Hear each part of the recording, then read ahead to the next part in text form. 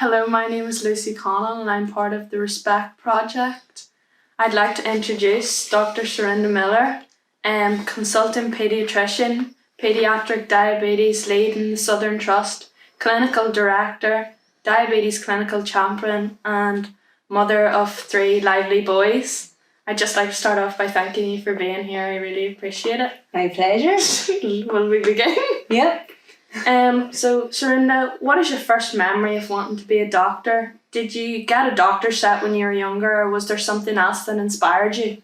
Well, I was trying to think back. I don't have a memory of a time that I thought, oh yeah, that was the time I wanted to be a doctor. But I do remember at my GCSEs not really knowing and trying to pick a broad range of subjects so that I wouldn't close doors to anything. And then I remember when I got into my lower 6th year, there was this big drive in our careers department, this initiative that I had to research lots of different careers, lots of different pathways and present them. And I think at that time it was really, I found out I loved sciences and I loved working with people, and I did a lot of things outside, like anchor boys at church, Sunday school, really loved working with kids and engaging with them. So I think it was kind of around that lower 6th age that I thought, do you know what, this would combine kind of my dreams kind of into one pathway. So yeah, it was then. I never had a doctor's set. I have bought my children a doctor's set, so yeah. There must be a lot of studying involved in becoming a doctor. How did you begin your career in medicine, and what A-levels did you undertake? Did you go to university? Yeah, so for my A-levels, I did maths, biology and chemistry. So I really loved maths and sciences, really enjoyed them and enjoyed the challenge of I actually worked really hard at school. Remember my mum telling me that she always had to tell me to go to bed, to turn off the light. I went to Queen's University of Belfast to study medicine and thoroughly enjoyed it there. Just as a completely different, life going to university. And then I started off my pre-registration house officer year in Antrim Hospital. At one point I was considering travelling to Australia to work, but just kind of due to family reasons that kind of fell apart at the last minute. And then I started off my paediatric training and never looked back. So, did you always want to be in the current profession, or was there another career you had in mind? So there were a couple of careers when I was younger that I really thought I'm going to do this when I'm older. So one of them was be a primary school teacher, and one of them was to be a vet. I don't know what that says. So when I was younger, I did my Duke of Edinburgh scheme through school, and I volunteered at a veterinary clinic every Saturday. So I found that it distressed me that the animals were distressed when I was trying to help them, and I thought, I can't actually do this. I really enjoyed working with children, and when I was at school on Friday mornings when I was in lower 6th, I went to a special school and spent time working with the kids there, so I did find that very enjoyable. So they were probably the 2 alternatives I had in my mind up and kind of till I made my decision. Well, I didn't know that about you. And there you go. So I hear you're the clinical director in the Southern Trust for Paediatric Service. Can you tell me about your journey towards this, and what does this entail? Well, that's quite funny. When the previous clinical director stepped down, my colleague and I at work were described as the least worst option to take it on by my husband. That's a compliment. Yeah, he says he didn't say it, but he definitely did. But I did do an interprofessional leadership masters a few years ago, and always have found leadership and management, especially within the NHS, something that is of interest to me. So I think when the opportunity came up, and also the opportunity to do it with a colleague, it was really exciting. And we both spent a couple of years doing it as a joint role, which really, give a kind of gentle ease into it. Then Dr. Lewis has since taken over head of paediatric training in Northern Ireland, so she's abandoned me. So now I'm the sole clinical director in Daisy Hill Paediatric Department. And I would say I'm thoroughly enjoying the job. There's a lot of communication between all the different professions. Yeah. There's a lot of trying to improve services, quality improvement projects. It's really rewarding, and it's really good just to be part of the future of the trust, working with the higher management services and working with everyone, in between. So it is challenging, but it is a good role. The Southern Trust is a very innovative trust, and they do really look to develop their services and give clinicians a voice. So it's a good role, and I think we need clinicians and other members of the interprofessional team in management roles to help direct our services. So what made you want to specialise in paediatric diabetes in particular? Like, what qualities would you be looking for in a new paediatric doctor joining the team? Well, during my paediatric training, I thoroughly enjoyed working with the families of children and young people with type 1 diabetes. It's a really challenging, relentless condition, and it requires 24/7 management from these families. So at one point in my training, I did say to our heads of training about doing a paediatric diabetes masters. And they'd said, when you finish your training, there'll be no opportunities in paediatric diabetes. And I was a bit disappointed. They were kind of looking around all the trusts and saying, the ages of people and things like that. But when I actually finished my training, there were 2 trusts in Northern Ireland that were looking for children's diabetes specialists. So one of them was a Belfast trust and one was a Southern trust. Yeah. And I'd actually never worked in Daisy Hill before. I had worked in Craigavon, but I knew the Southern Trust was a really great trust to work with in terms of their vision and in terms of moving things forward. And so that's where I ended up, moved house.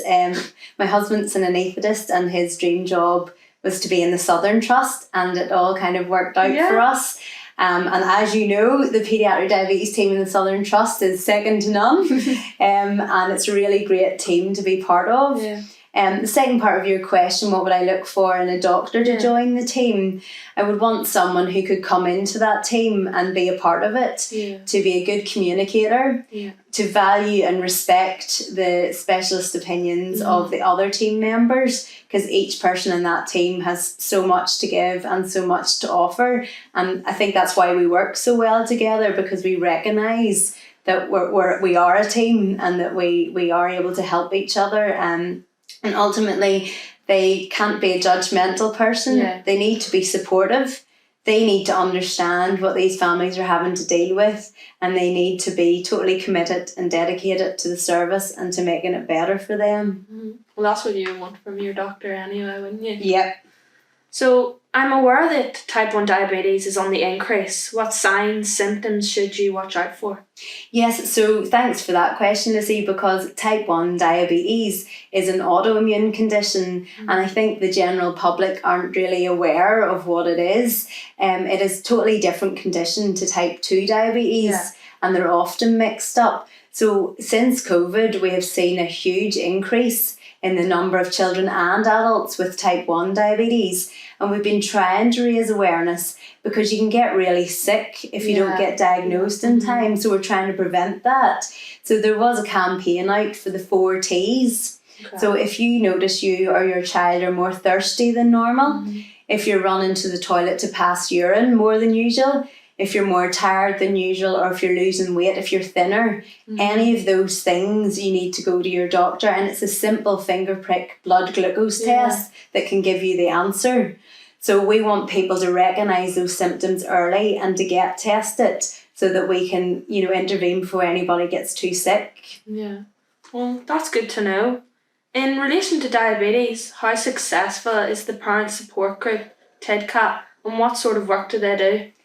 So Tedcat stands for Type 1 Diabetes Children and Teenagers, and it's a Southern Trust charity which we've developed, I'm not actually sure how many years ago now, but it's been parents from each area of the trust have come together with one of our diabetes specialist nurses and myself to form this charity, because we recognise, because it is such a challenging, relentless condition, parents need support of other parents and children need peer support. Yeah. It's one thing for me to try to empathise, but I don't actually know what these people are going through day in, day out.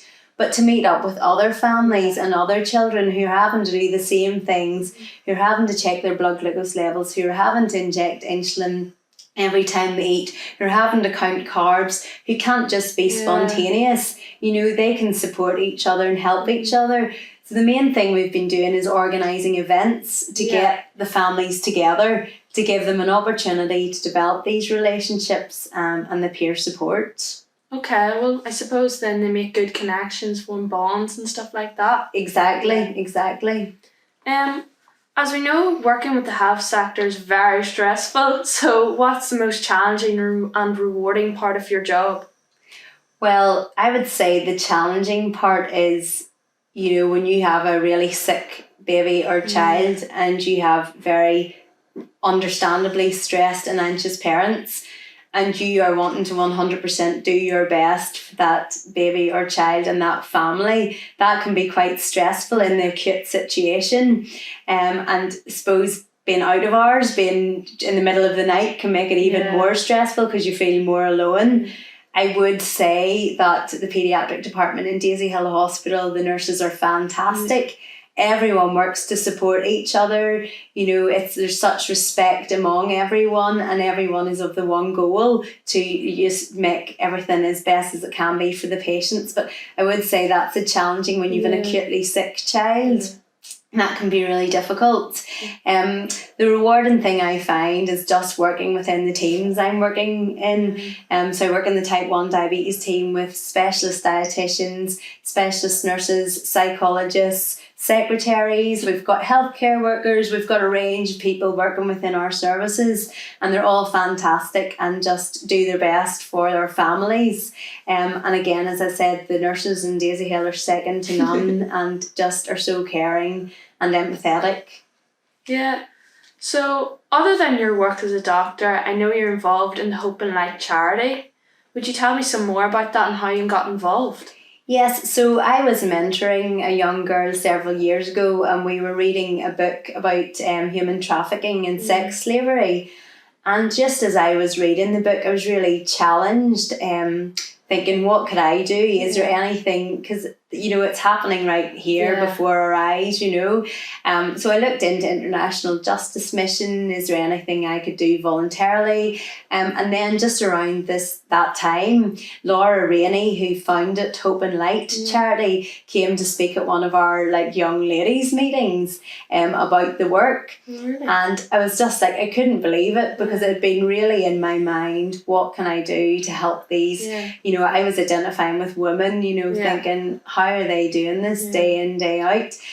So it was from then I said, is there anything I can do to support the charity? You know, literally what can I do? So it kind of started off with me going up to help her with stock taking, or putting earrings onto the backs of cards, or we ran a few jewellery nights where people came to make jewellery. I took the jewellery to markets to sell. So the jewellery is handmade by women who have escaped sexual slavery. So then we sell the jewellery. So there is a website, and so basically Laura works with about 10 projects across Southeast Asia. So she has partners on the ground there, and their main aim is prevention. So to educate these girls, particularly in rural villages, just, you know, with the lies that these human trafficker people are coming along to villages promising girls this, that and the other, and it's not at all, you know, what they think. No. So one of the big things is prevention in the schools in the rural villages, and then giving them an alternative to the life they're trapped in. So they teach them vocational skills, jewellery making, running coffee shops. One of the partners, they've opened a guest house that the girls will run. There's English classes, there's lots of food distribution. So there's lots of different arms to it. The most recent appeal has been Hope for the Baby in Myanmar, where people are actually selling their babies to organ traffickers because they're so desperate. Horrible. So that's her Christmas appeal, was to try and raise money for Hope for the Baby House, so that these babies could be rescued by her partners. So I'm now a trustee for the charity, and I just kind of volunteer wherever needed, really. So. Would you like to show some of your... Oh yes, so this is, I'm wearing the Committed necklace. So this is made by girls in Myanmar. So you can see there's a middle heart from this, and it's on another chain, and it's given to a girl in the trafficking district. Really? To say that we are committed to remembering her. So it's another necklace. These are wax wrapped earrings that are made by the girls. And then I have a selection of other jewellery. Yeah. So there's different ranges of jewellery. There's the beaten metal range made in Bangkok. There's the clays made in Cambodia. There's silks made in Laos. So there's a whole load of different ranges. So it's great. I see you're very immersed in helping people, obviously, through the charity. It must be difficult getting a good work-life balance. What sort of things would you do in your free time? Well, as you mentioned of these 3 boys, so they keep me really busy, taxiing them to various sports and different things that they go to. I do enjoy going to their rugbies on Saturday morning, help them with the tuck shop there. I help with Anchor Boys at church and the little toddler creche and things. I love Caroline Gervin's Worklife. She's a girl from Green Island, and I would say if anyone is looking for free online workouts, her programs are amazing. Yeah. So I would do those like most nights of the week, and I really enjoy walking. I also love baking and cooking and entertaining, much to my husband's disgust, but they're the things I do to unwind. And I think that it is a good point. I try to switch off from work when I get home and try to, compartmentalize, just to keep yourself sane and to keep yourself, if I am sane. So finally, who would you say was your biggest role model growing up, and why was this? Well, I can't think of a specific role model, but I would say that my parents always taught me to work hard, don't take things for granted, and just be very grateful. And I am very grateful to be where I am. I'm very grateful for the opportunities I've had. Like, I think of those girls I visited in Thailand in September there. And obviously, I don't know how they get through their days. So I would say that my parents have instilled in me just a sense of just, thankfulness and, work hard. Also take time for yourself and your family. But they're probably my biggest role models. Good attitudes to be brought up with. Yes, exactly. So this is the end of my interview. I just like to say thank you again. Hopefully this interview shed some light on the NHS and the charity work that you're involved with. So thank you very much. Thank you, Leslie. Thank you.